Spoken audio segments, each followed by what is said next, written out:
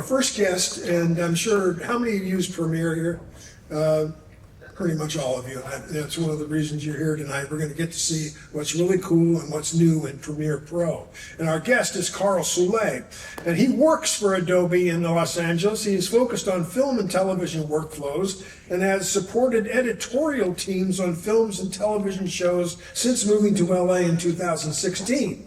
Now, as an Adobe employee for over 20 years, Karl has presented and evangelized for video and audio tools worldwide.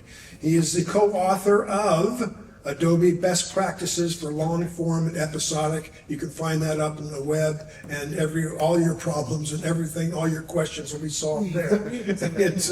So take advantage of it. Take advantage of him tonight being here. Please welcome Karl Soule.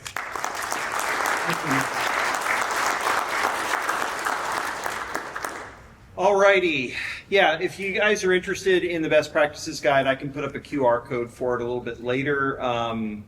It's 163 pages of light weekend reading. So, it's a free PDF. You can download it directly from the site, and it's just, there's a lot of good information in there on dailies, turnovers, how to handle color in dailies. There's all kinds of interesting stuff in there.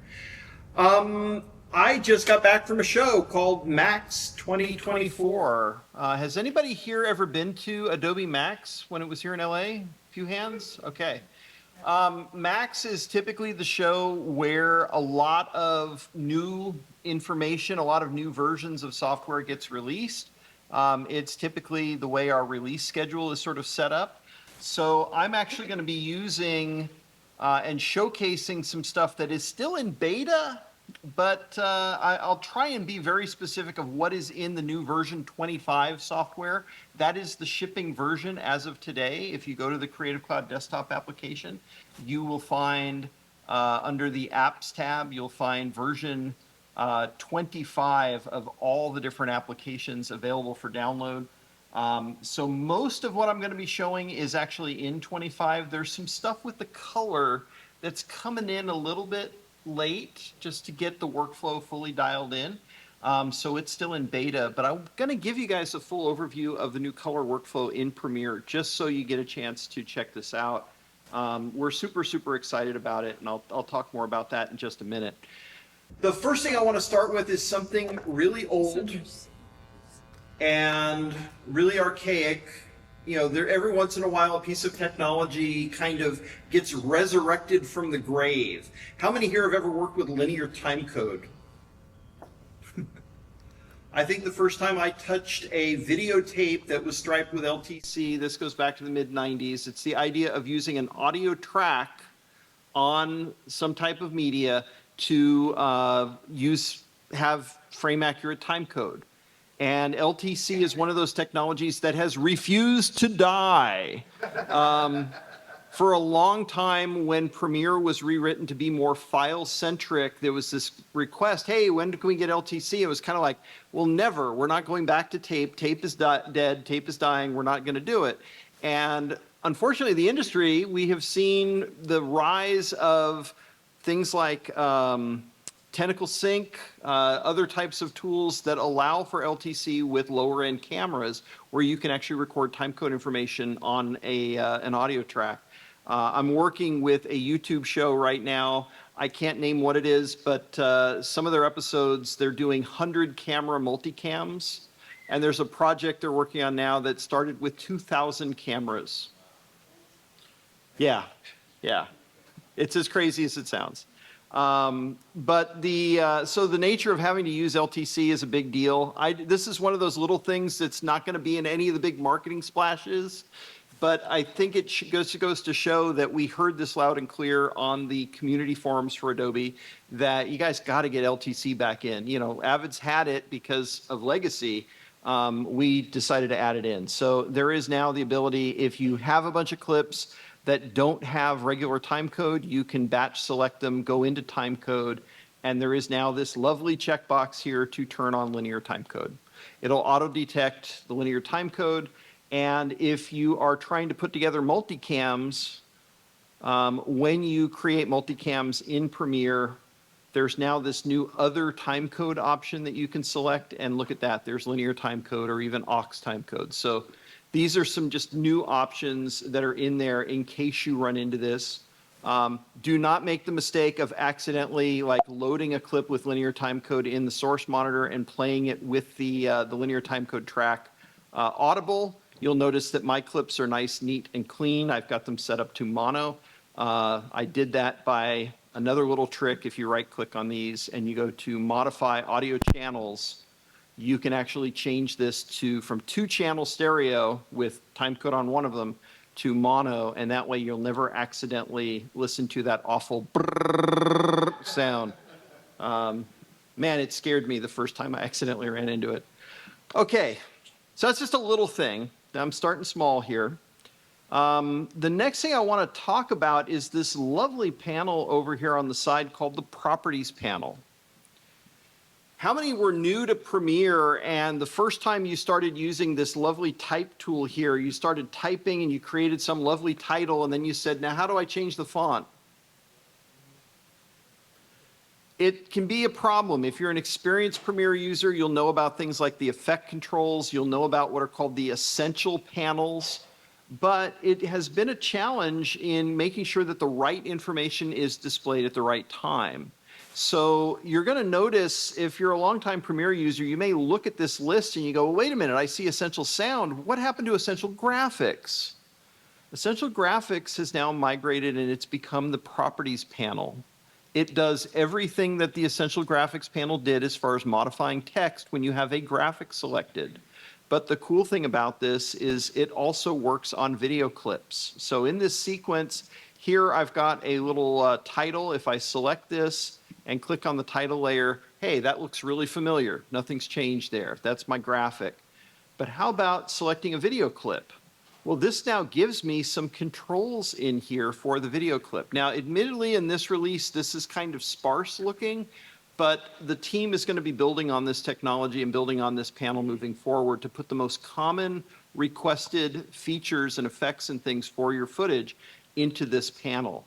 If I select an audio clip, it just shows me audio controls. Now, couple things that are really cool about this. First off, if you have any questions on getting to additional controls, do not ignore this little 3-dot menu in the upper right corner, because when you click on that, that will take you to where all the advanced controls are. And you can even do things like browse effects and transitions. Everybody know that there's like 16,000 new sound effects that are available for free in Adobe Stock. You can browse them and find sound effects using this by clicking on this Browse Adobe Stock Audio. It'll take you to the right location for you, and you can start looking for, your music or your sound effects. So it's got a lot of uses as sort of the initial stop for where you start to modify things. Now for video, this also points to something new that we've done. If I wanted to crop this particular clip here and give this a more, letterboxed look for what I'm doing, I would have to go to the effects panel and grab a crop effect, add the crop effect to the clip, go to the effect controls, and work with it here. We've now made crop an intrinsic effect, so every clip now has crop functionality built into it. So what this means is right here, I can do this in the program monitor, but I've also got it over here in my properties panel. So if I wanted to do this on this clip, I could just change the top and bottom values and add a bit of a letterbox effect to this. What if I wanted to do that to all of these clips? I would do it to one, I would go into effects, I would copy it, and then I would paste attributes across the rest of these. How about being able to modify multiple clips at one time in one selection? And I'm just eyeballing that there. Look at that. The properties panel works on multiple effects. So this is just another way that this is going to help out. How many here have struggled with getting footage to resize to your timeline correctly? So I used to have to give a long lecture about what scale to frame size does, and there was another option in here with the unfortunate name set to frame size. We've gotten rid of set to frame size, and we've replaced it with two new options that make more sense, at least when you read them. And guess what? There's some wonderful, nice new buttons right up here in that properties panel. Fit is going to scale your clip up or down so that all the pixels in your clip are visible. If that means pillar boxing or letter boxing, so be it. All the pixels are visible. Fill is going to scale up or down until the frame is filled, and it's not going to reveal black bars top or bottom.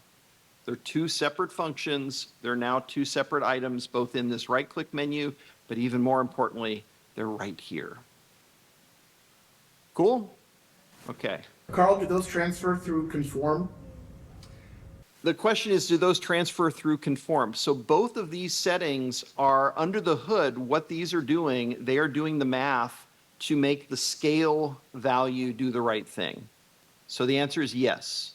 Those are just, it would be the same thing as grabbing the scale value and moving that up or down. It's just doing the math automatically for you. If you're working with 8K footage in a 2.5K timeline, I don't know what the, 17%, I'm guessing, this will do the math for you. This other option here, scale to frame size, nobody should really be using this except for in very specific circumstances. There are some benefits to doing this if you're going to be doing a conform in Premiere, you're using lower res proxy files, and you want to scale them up to your deliverable timeline resolution.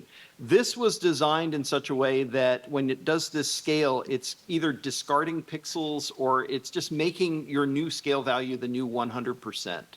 So it's useful in cases where you're using lower res proxy files, or if you're on an older machine and these 8K files are bogging everything down and you still got to put color effects and other stuff on top of them. Those are the only cases where I would ever use this. Otherwise, these two new options are where I would go. Okay, color. I'm going to dive kind of deep into color, but I'm going to try and keep this, I'm going to make this so most folks can understand this. The more I've learned about color, the more I've realized how deep that rabbit hole is. It's very easy to dive really, really deep into a color workflow. And how many here deal with log footage? Okay. How many never want to look at log footage ever again? Okay. A couple of things that we're doing in the new release, and this first part is in the shipping version in version 25. We are now color managing log footage with more formats than we ever have in the past. And what I mean by color managing is if you've come in and you've turned on, and I highly recommend going into preferences, or you can use this convenient settings tab in the Lumetri color panel. Turn on display color management. In your project, turn on this auto detect log. What Premiere will be doing for you is it will automatically be applying a mathematical transform to your log footage in your timeline. So this means that you don't necessarily have to look at log footage. Right now, I have my source monitor set to a special mode. This is one of the things that's still in beta, calling it out to you guys. But the source monitor can either show the color management on, or it can show you what the source footage actually looks like. I don't know about you, I'm a big proponent of the source monitor always showing me what I have on disk. So this is your choice. If you're dealing with a director that every time they see log footage, they go, oh, is it going to look like that? Then you can turn it off. Okay. So this timeline is actually made up of a bunch of different types of footage. It's a mix of, in fact, let me turn on one other setting that I have here so that I can kind of see these. I've got them color coded. The purple clips are coming from a Sony FX3. The green clips are Canon. The kind of indigo or periwinkle, I don't know what color that is. These are all from an Area Mira. So when I'm working with these different files, Premiere automatically detects the different color space. If I select these Sony clips and just go to modify color, you'll see here that it is actually pulling the metadata information and it knows exactly what this footage is. At Adobe, we've gone through in this release and we have talked to just about every camera maker out there. There are some exceptions, but if I bring up this override list, you can see all the different formats that we are supporting now. So everything from Apple Log from an iPhone, the various Airy flavors, DJI Drone D-Log, Fuji F-Log, Leica is supported, Nikon is supported. So basically all of these, Red is in here, Red Log 3, G10 is supported. If we see this in the metadata, we are automatically doing the math to make it look good right away. Now, if you manage this with LUTs today and you're like, I like my LUT workflow, that's perfectly fine. You can always turn this off on a clip-by-clip basis, or you can just disable auto log detect and you can add in your LUTs if you need to. We're not trying to force you to use this, but we are trying to make it easier that when you have log footage, you never accidentally go to error with it like a public service group did in the BBC. So, it's just a nice thing to have. It becomes the new sort of starting point for working with color. Now, some of these Airy clips, if I reveal this in the project here, I'm not sure, at least when these first came in, these clips are actually, the metadata in the file actually shows up as Rec 709, and there is an embedded Amira LUT with the footage. You can mix and match. If that's how your footage is coming in, you want to keep using the Airy LUT, you can. In this case, I've actually overridden this for my Airy footage just to use the math that we have, just for consistency. So it's very, very flexible. Now, the next part of this is the color management is actually happening on a sequence level. So in the sequence settings, you'll notice there's a new color management tab up here at the top. And right now, I have this sequence set to DirectRec 709. This is a backwards compatibility mode. This is the way Premiere has worked since time immemorial. It is basically taking anything that is log, anything that is HDR, any other types of color spaces, and it's converting it directly into Rec 709, and we're doing our color grading in a Rec 709 color space. Now that's fine. That's the way it's always worked, but there is something better. Now I'm going to go in for just a second, and we'll go back to this first clip here because I think this highlights the benefits of what I'm about to show you really, really well.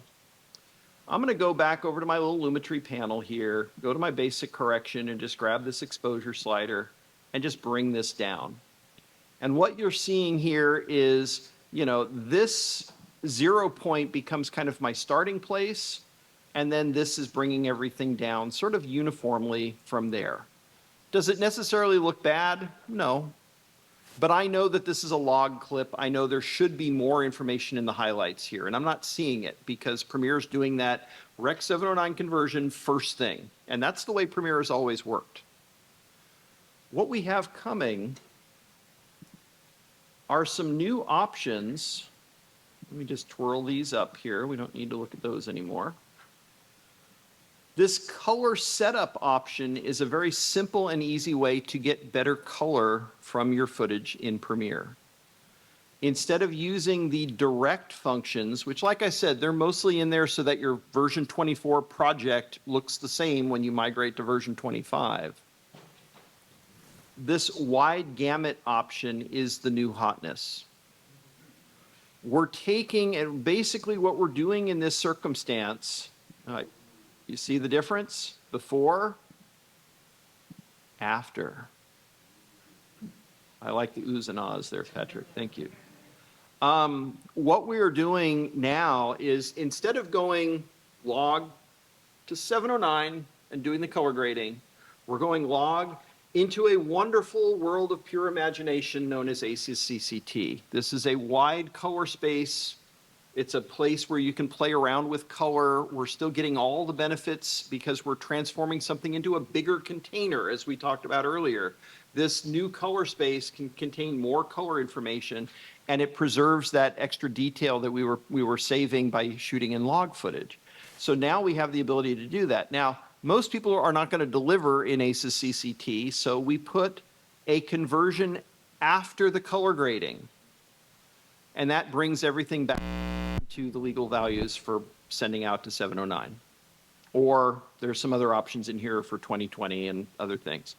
But the important thing to note is all I've done at this point is just change this single color setup to a different option, to the wide gamut option.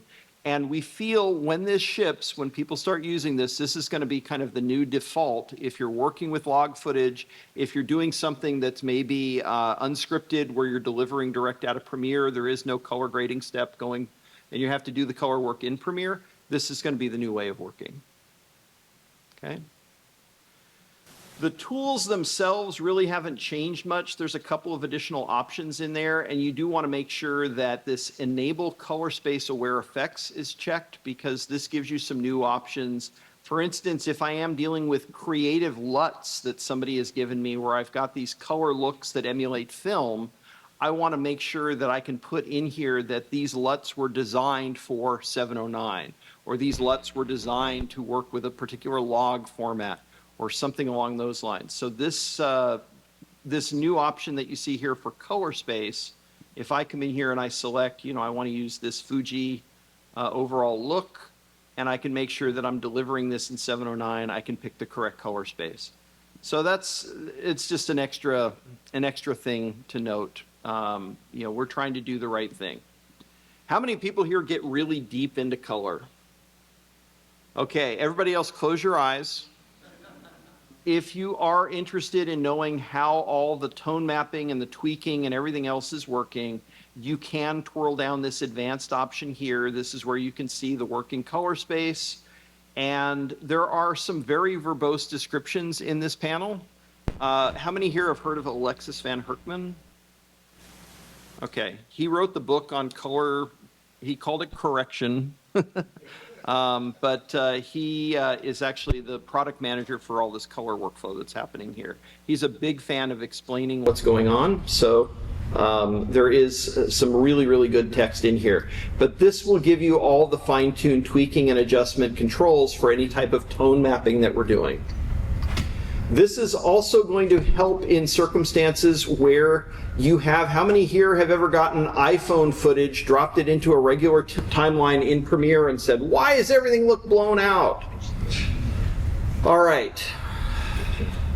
If the camera is set to HDR, anything above a value of 100 is going to be clipped off in a regular timeline, unless there's some really fancy, really cool mathematics to kind of squeeze that 0 to 1,000 range down into that 0 to 100 range that we're all familiar with. This now has the math to do it and do it right. Okay. Cool. Thank you. So if I did have some iPhone footage, I think I do have buried somewhere in my project here. Here's a sequence. These clips, if memory serves, if I look at this clip, I can see that this clip is a Rec 2100 HLG clip, but it's being converted into that big color space, and then it's being tone mapped back down to Rec 709 on output. So the quality level is going to be a lot better. The detail, there's nothing blown out in this. I'm seeing all the detail preserved in this footage. And I could kind of step through some different examples of this where I've got some, you know, different footage. This is all Titus Canyon in Death Valley. If you ever get a chance to go, I highly recommend it. Bring a Jeep. So that's just a little bit on some of the new color workflow that's happening in here. And again, this idea of just managing all the log footage, you know, works with so many different formats. I'm not going to dive too deep with the time I have left into the enhanced speech stuff. You guys have all seen enhanced speech at this point. I do have some great examples from the show that I could show you. These are examples that were shot in a really noisy environment. I grew up in Denver, Colorado, and I was always drawing and painting. So again, camera, audio. Let me shift my selection here. Do all, shift over here. And if I just go to Essential Sound and hit Enhance on this, I think it's still going through and thinking about this. Sometimes this one actually wants to go through and think about it. Hey, Carl, can you also touch on that LUT issue that we had at the beginning, the gamma shift? Thank you, Michael. Before we leave color, that's a great, thank you for remembering, because my brain is a sieve. I've been up, my first session with a client this morning was at 7 a.m. with some folks in Norway. So if I'm a little crusty, there's a reason for it. We did talk about this. One of the things, there isn't a uniform magic fix where I can just do my color grading here and it will magically look the same on every screen. Like we were talking about, gamma is the typical culprit in this case. Different screens, different software on different hardware can look slightly different because they use different gamma values. The default for Premiere, what I'm looking at here in the source monitor and the program monitor, is using a gamma value of 2.4. It's designed to look good for broadcast. And we manage that so that if you are bringing up some footage for broadcast, if you have a client logo and it looks good here, it should have the same matching color when you send it out to air. Now, of course, if you have people looking at your output from Premiere in QuickTime, they're going to look at a different gamma value. So you have to think about your target gamma. And we have added this viewer gamma option here so that if I know that what I'm working on is going to go out and someone is going to be doing QC and final color check in QuickTime Player, I can actually flip the gamma to QuickTime or to the web or to broadcast. It's not a be-all, end-all solution because you have to think about your final deliverable. If your current pipeline for checking this stuff is stuff comes out of Premiere and you're grading it for broadcast, and then there's somebody in the chain that has to sign off on it that's going to be using QuickTime Player on their MacBook Pro, the gamma is going to look different for them. So you may want to give them, unfortunately, the way we're fixing this right now, the LUT that was mentioned earlier, there is a LUT that's out there that actually one of our product managers, Francis Crossman, wrote a LUT specifically to address this at this point. You can build it out as an export option. So it really just depends on how you want to manage this. If you know you're trying to produce content for a specific screen, you can come in here and you can select the right thing. If all your content is YouTube based, again, it's not going to fix it for everybody, but it's going to make things better. Select 2.2 web as your gamma option. Can everybody see that there's just a little bit of a color shift here when I change that? Okay, so by selecting where your final deliverable is, when you do your grading in here, it's going to be more accurate for that particular source. Just be wary of, if you're just selecting this for QC checking, when it goes onto a playout server on a broadcast station, it's not going to look the same. So you're going to want to deliver a file that is using 2.4. And they need to fix their QC tools at that point. So it's a problem. I'm not saying that this is a be-all, end-all fix for it. I'm just saying that this is something to help you get things closer in the ballpark for your particular screen. Okay. I am going to take a moment to show you guys some generative AI stuff. There is a new feature in Premiere that is designed to do some generative work. It's got two different functions, which I'm going to talk about in a second, and it's a new tool in our lovely tool palette. It's found down here at the bottom. It's something called Generative Extend. Now, when I'm talking about generative AI, the first thing I want to point to, in Premiere, we have a new preference panel for AI models. What you're going to find in here right now is it's really just geared around Firefly for video. How many here have played with Firefly yet? Few hands? Okay. I want to talk about this. Before I show you the new feature, I really want to kind of dive into this because I want to make sure you guys are aware of what's going on. If you're interested in anything to do with Adobe Generative AI, you can go to firefly.adobe.com. Check out the latest and greatest. Typically, in a lot of cases, the newest features for generative AI show up on this page first, and then they migrate into the various creative applications. So stuff that's on here can be an early stage, it can be fairly basic to start with, and then the tools get more advanced when you move over to tools like Photoshop or Illustrator and the like. If you've played with generative fill in Photoshop, that's powered by Firefly. It started as a feature on this page. And you can see right up here at the top, Generate Video is currently going into a beta, and there is a wait list. I have a QR code for you guys to check out it if you want to get early access. Okay. They are adding more people on a weekly basis to the beta. For video, the first new feature is coming to Premiere.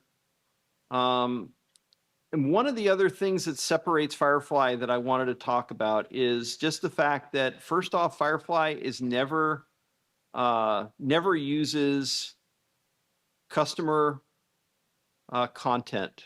I want to be clear. The only content that's used to train this model is public domain imagery and imagery that Adobe has specifically licensed and paid for.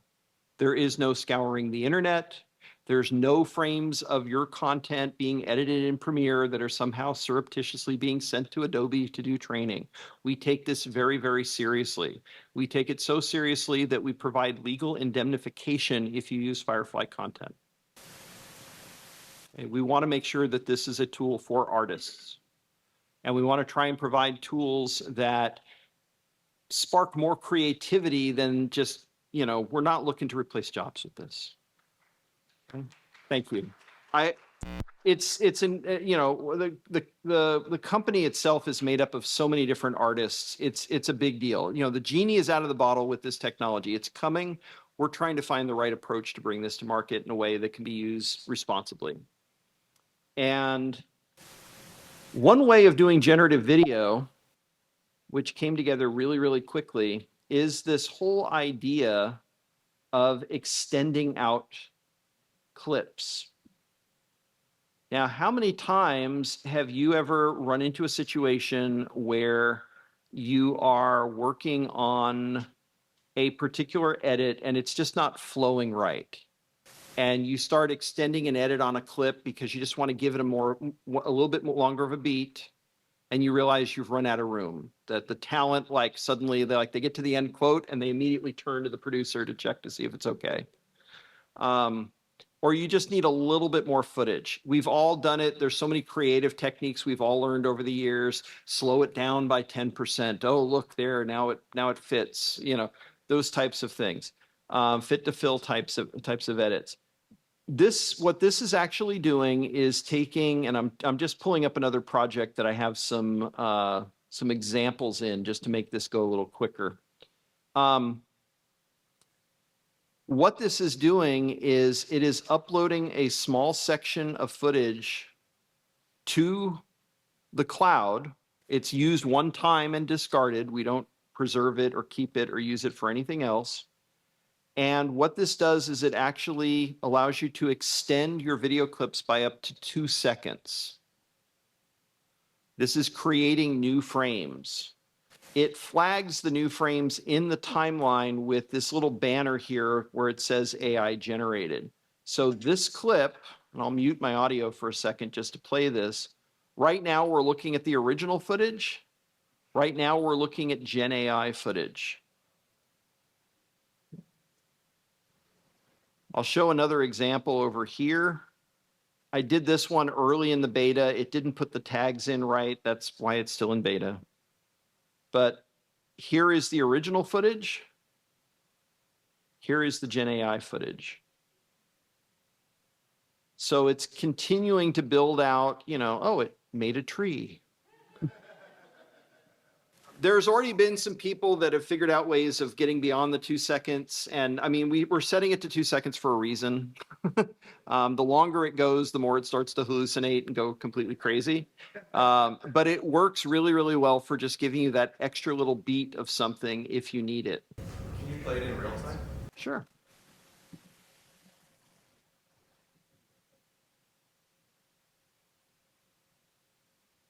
Here's the other shot. So it does a really amazing job of extending clips. Now, here's the thing that's really going to bake your noodle that this also does. Room tone. If you've ever needed room tone, if you've ever cobbled together like a second here and 15 frames there of room tone just to cover an edit, this will extend your audio from the end of somebody talking and give you 10 seconds of clean room tone. I think that's almost more exciting than the video stuff. So a couple of caveats right now. Again, while this is in beta, it is limited to 1920 by 1080. It's limited to up to 30 frames per second. It will match your footage. It's also limited to Rec. 709 color. So there are some restrictions of it while it's in beta. I'm expecting those to start going away over time as we bring this and put it in the shipping version. But that is what it's doing today. Just so you know what's happening in the sequence here, and I saw some hands go up. I'll get to your questions in just a second. Perfect. What these are, this will automatically nest your clip for you so that if I double click on this, you can see this is the generative AI portion right here. This is the original clip down here. And so what we're looking at here, you can see exactly when the GenAI portion starts. Your trim point and any inferred motion in that trim point can make a huge difference in what your results will be. I have in here a separate example that I wanted to show you just because it's kind of fun, and it's also in a weird way kind of creepy. So this is a different version of this. And here she actually started turning towards the camera a little bit at the very end of this. Now, if I look at the full 2 seconds, again, I'm double clicking into this. It's a nest.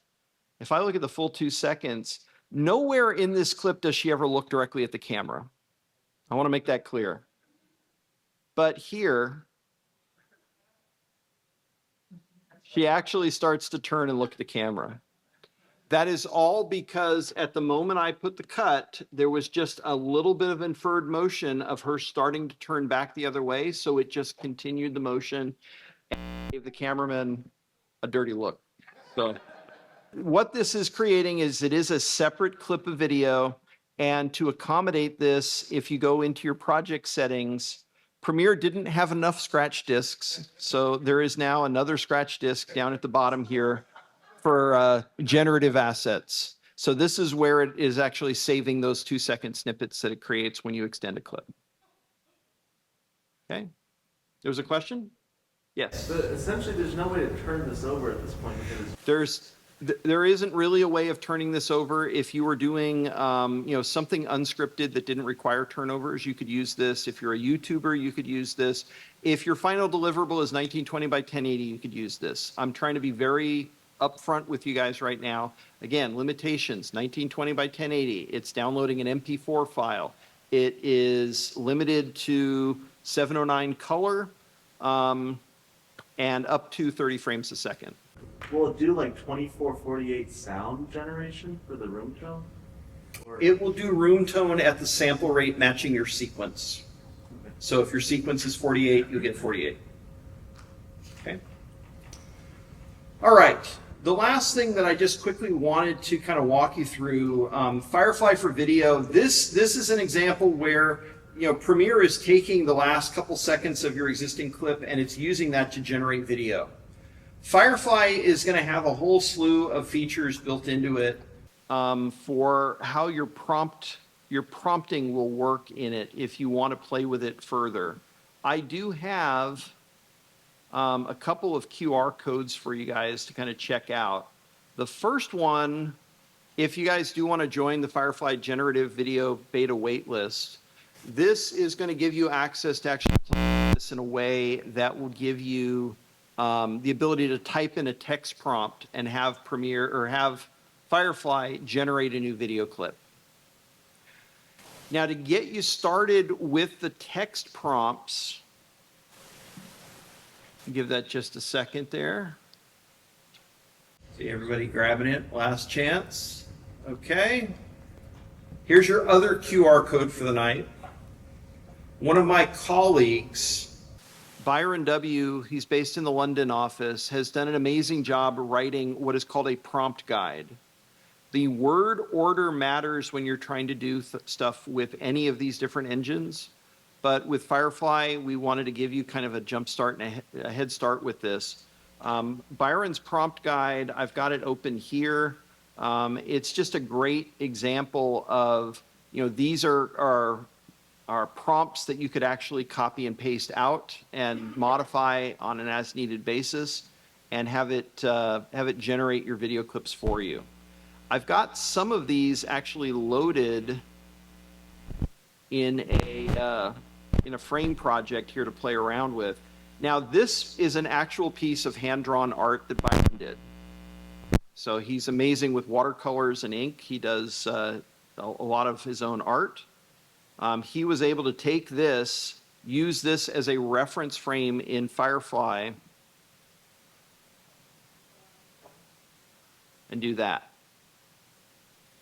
So these are some of the kind of the ideas. Everything that I'm showing you right now, these were all generated using Firefly, using the beta, to just kind of come up with some different ideas of what to do. And I'll just step through a couple of these.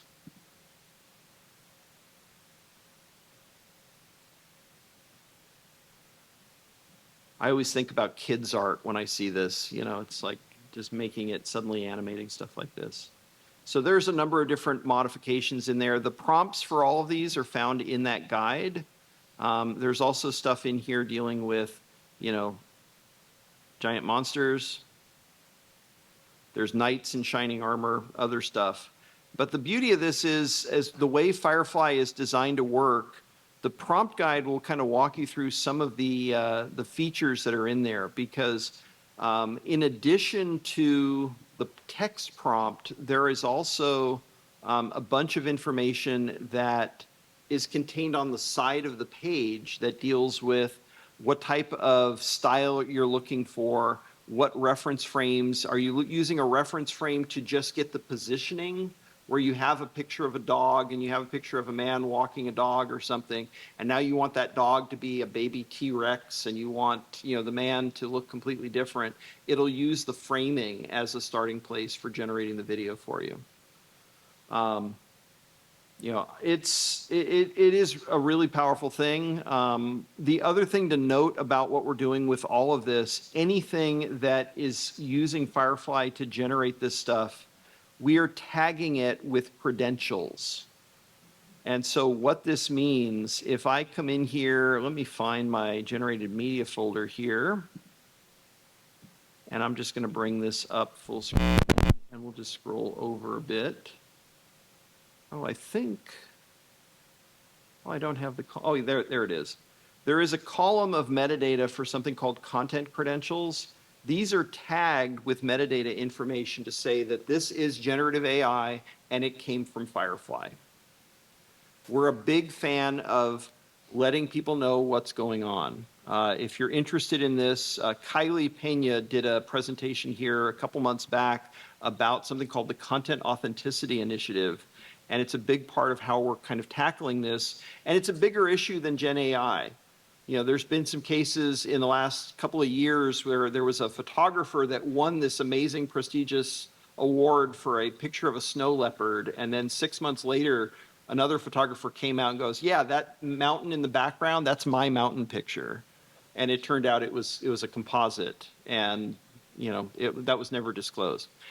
This is designed to kind of help with a little bit of that, but I think more importantly, as you're generating content, where you're selling that content to is different companies are going to have their own rules and restrictions of what kind of GenAI content is used. And so by tagging the specific frames, the specific pixels, you can generate sort of a nutrition label that says, yes, here are 3 shots in my entire piece where I use 2 seconds of Firefly for video.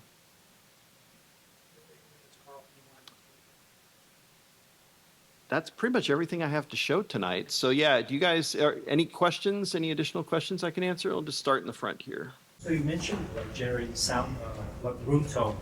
Is it able to generate other types of ambience, sound effects based on?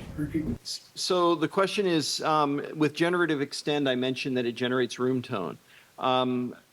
Because Generative Extend is based on an existing clip, the only sound that it generates at this point is room tone. It's basically listening to the ambient level of the audio, and it's generating areas without human vocals. It basically figures out what the noise shelf is, what that background noise is, and it just continues it for up to 10 seconds. So it doesn't do anything. There's no prompting at this point for any type of sound effects. If you check out some of the different sneaks, and these are available on the Max, the Adobe Max website, so max.adobe.com, there is a sneak. Look for something called Project Supersonic. The guy on stage, it was one, if I could, I would just play it for you here. What the guy does on stage is he basically takes a microphone and he's got some sort of dinosaur character and he goes, rawr, rawr, like that, and hits a button and it comes back with, dinosaur roar, and it gets the timing perfectly to what his audio file provided. So there is stuff in the works for stuff like that, but nothing I can show you today. But if I use it on a clip that has, like, let's say, the sound of the ocean. If you use it on a clip with the sound of the ocean, it will continue that sound. Yeah. Oh, let's see. I'm avoiding hitting the internet too hard with this. This does take about it takes a couple of minutes to generate, but I could probably throw something together for you here. Let's see. I go into here. Like if I take this clip here and, sorry, let me just get oriented where I need to be. Taking live requests here. If I just take this, that in theory, we will see if this actually does the work.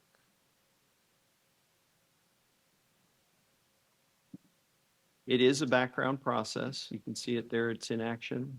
There it is working as a WAV file. There is actually if you're a fan of the media screen, there's now a media being generated screen that's kind of like pink and blue you can check out if you're doing video clips. So this is in process. I'm just going to give it another second here to finish up. There's where it says AI generated. I'm not sure why the waveform is cutting off, but the idea, that. Do you? I don't have something set up for you guys tonight. I'd have to check it out. But yeah, that is the idea behind it. If I come in here, in theory, this is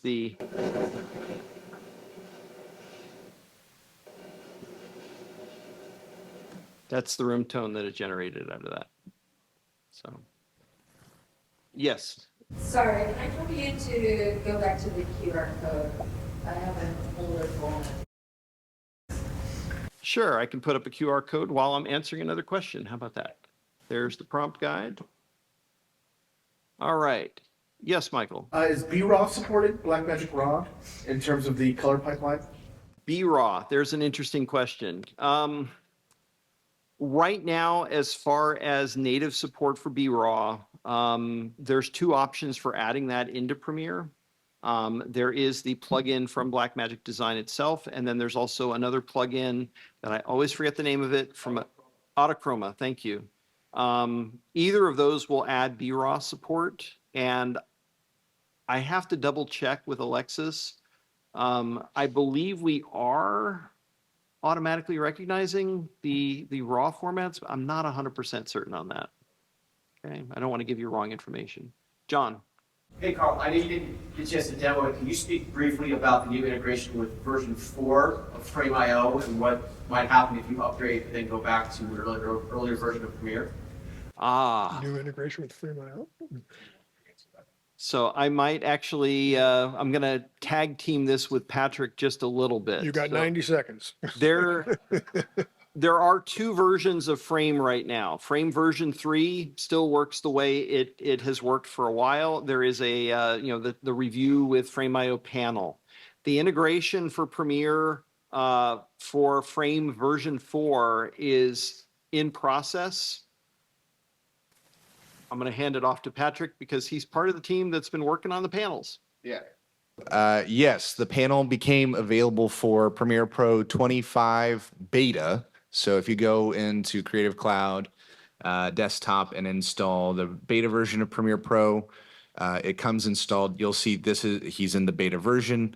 It's Frame.io V3, but you can also get to the V4 comments. Don't do the preview panel by itself. It doesn't do anything by itself. Use the comments panel. We also have, if you click the workspaces option, we have a review workspace that is included within the beta version. If you're not in the beta version, if you're on 25.0 public, or if you're on any previous version, you can go to the Adobe Exchange Marketplace, and we have also placed the V4 panel on the Adobe Exchange Marketplace. You can install it from there for any version of Premiere that supports CEP panels. Yeah, so, that's the V3 panel.